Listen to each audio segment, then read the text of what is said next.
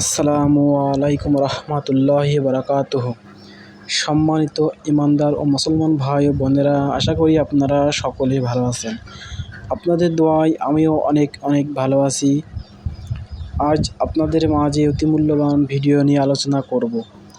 আজ আপনাদের মাঝে আলোচনা করব সাপে কাটলে তার জন্য দোয়া, অর্থাৎ কাউকে যদি সাপে কেটে থাকে তার জন্য বিষমুক্ত করার জন্য একটি দোয়া।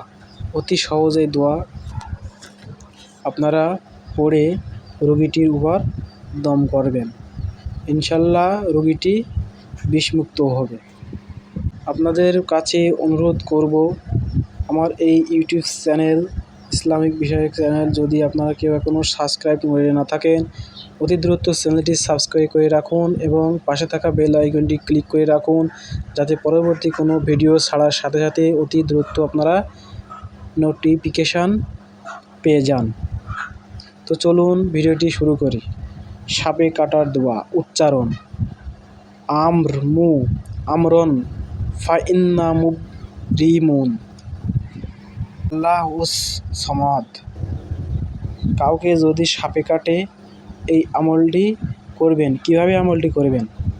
এই দোয়াটি 41 বার পাঠ করে কাঁসার থালায় ফুঁক দিয়ে পিঠে লাগাতে হবে, অর্থাৎ রোগীর পিঠে লাগাতে হবে। বিষমুক্ত হয়ে গেলে থালাটি এমনিতেই পড়ে যাবে।